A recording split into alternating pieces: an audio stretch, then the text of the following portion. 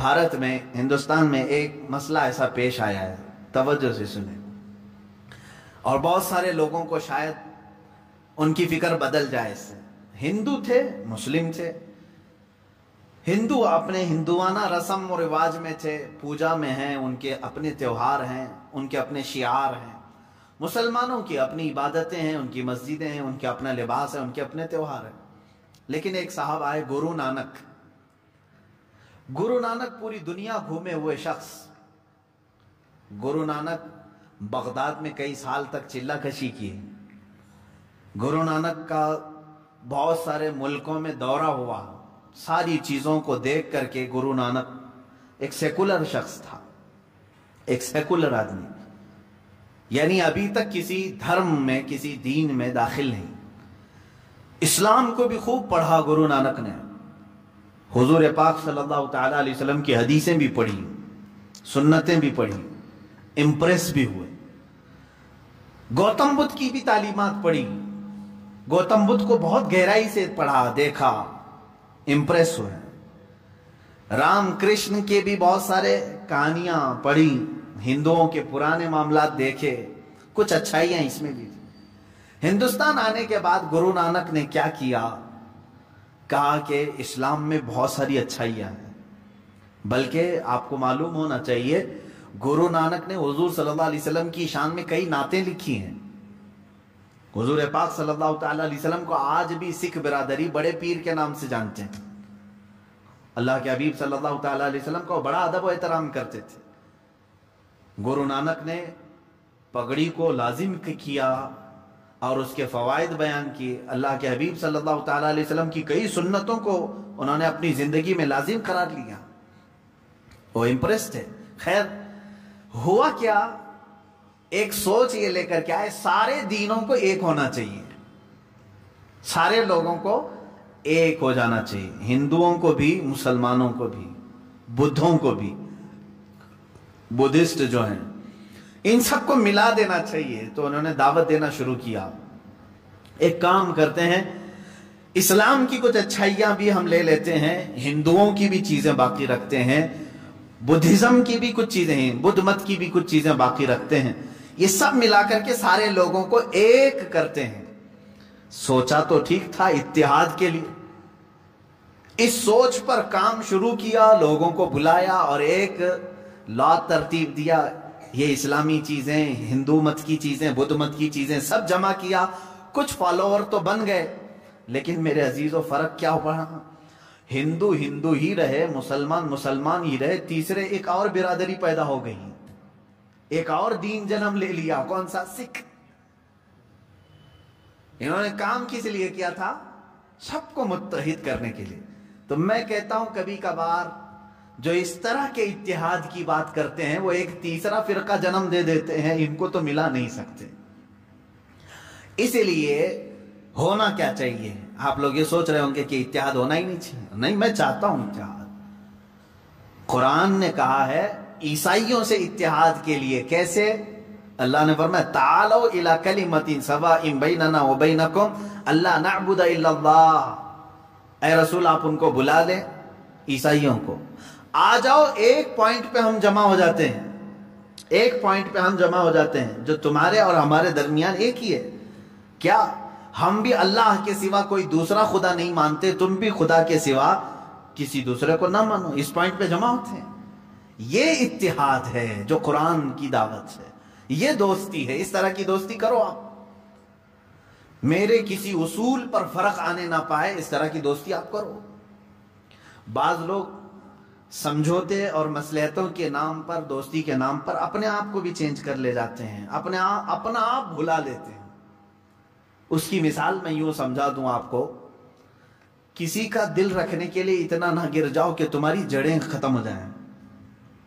ہاں، آپ کا گھر، میرا گھر یہاں سامنے ہے، آپ کا گھر ادھر ہے۔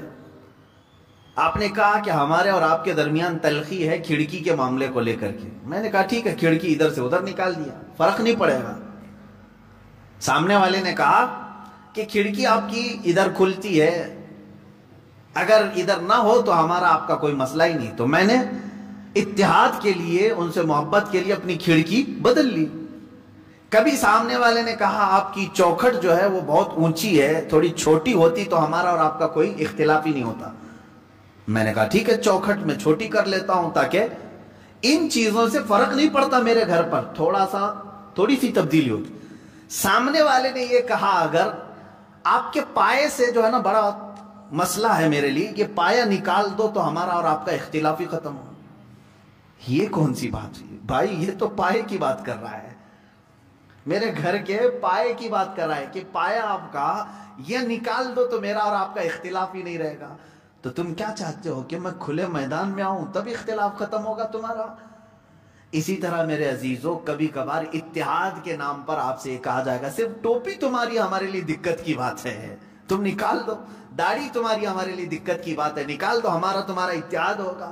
یہ کرتے کرتے مسلمان آج یہاں کو پہنچا کہ اب وہ یہ کہنے لگ گئے قرآن تمہارا اور ہمارا یہ بیچ میں ملنے نہیں دیتا، اس کو ہٹاؤ، تمہارا اور ہمارا اتحاد ہو جائے گا۔ یہ آگے پائے پر، آگے بنیاد پر بات۔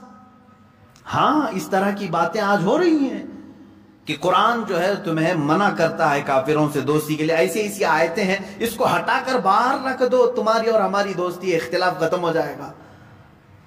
عزیزان گرامی وقار، میں نے بہت اچھی مثال سے آپ کو سمجھایا، جہاں کوئی بات آدمی پائے کے متعلق کہنے لگ جائے تو یہاں سمجھوتا نہیں ہوتا، ورنہ تم در در کی ٹھوکریں کھاتے ہوئے میدان میں بھٹکتے رہو گے، تمہارا اپنا کوئی دین ہی نہیں رہے گا۔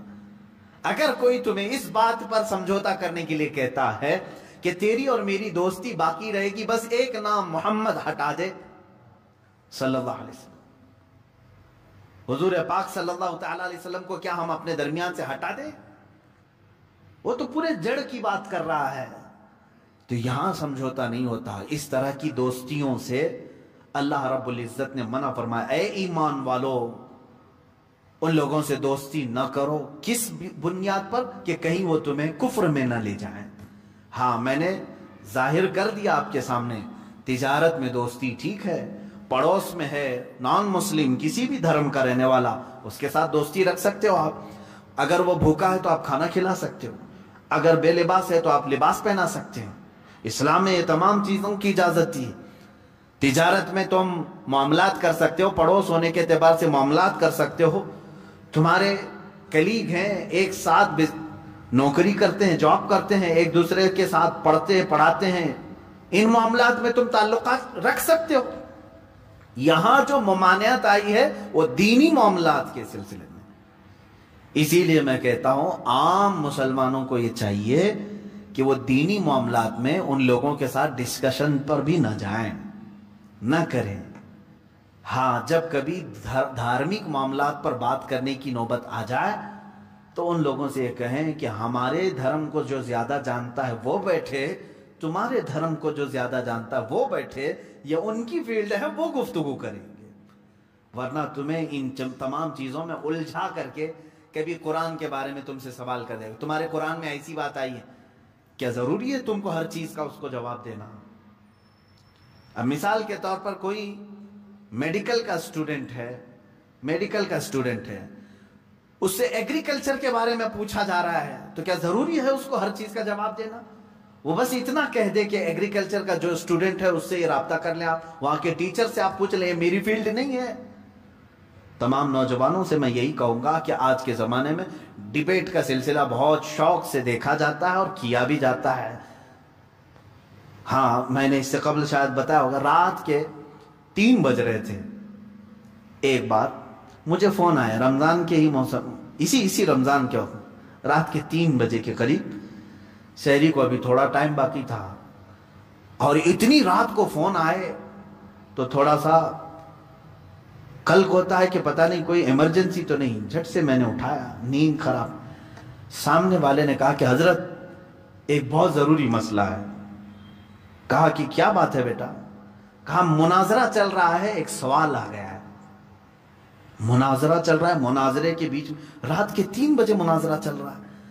اچھا کس کے ساتھ؟ کہا کہ وہ سلفی ہے، اہل حدیث ہے، اور ان کے ساتھ مناظرہ چل رہا ہے۔ مسئلہ کیا ہے؟ حضور پاک صلی اللہ تعالی علیہ وسلم کی ذات کو لے کر کے کوئی مسئلہ تھا۔ میں نے کہا اتنی رات میں یہ اٹھا کر کے پوچھ رہا ہے. میں نے کہا بیٹا یہ کہاں چل رہا ہے؟ کہا بس حضرت ہمارے گلی کے باہر، ہم گھر کے باہر ہی بیٹھے ہوئے ہیں.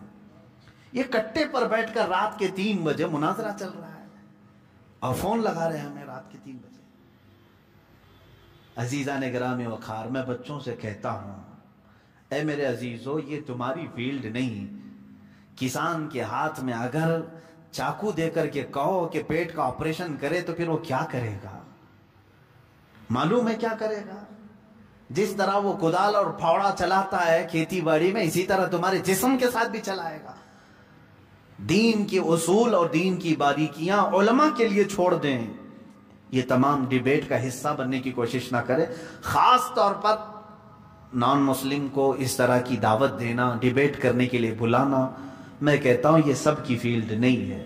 اللہ تبارک و تعالیٰ نے جو آیت کریمہ میں فرمایا اے ایمان والو کافرین کو دوست نہ بناؤ مومنین کے سوا، تو یہاں کون سی دوستی مراد ہے؟ دینی معاملات کی دوستی. اس کو سمجھ کر کے چلیں. دینی معاملات کی دوستی اسلام نے ناجائز رکھا ہے، باقی دوسرے معاملات میں دوستی کو ہم نے جائز قرار دیا ہے. اتریدون ان تجعلوا للہ علیکم سلطانا مبینا. اللہ فرماتا کیا یہ چاہتے ہو کہ اپنے اوپر اللہ کے لیے سری محبت کر لو، سری حجت کر لو؟ یعنی اگر تم یہ چاہتے ہو کہ اللہ کی تمہارے اوپر پکڑ آ جائے تو پھر یہ کام کرتے رہو، اللہ کی پکڑ آ جائے گی. آگے رب تعالیٰ فرماتا منافقین جو ہے یہی کام کرتے تھے.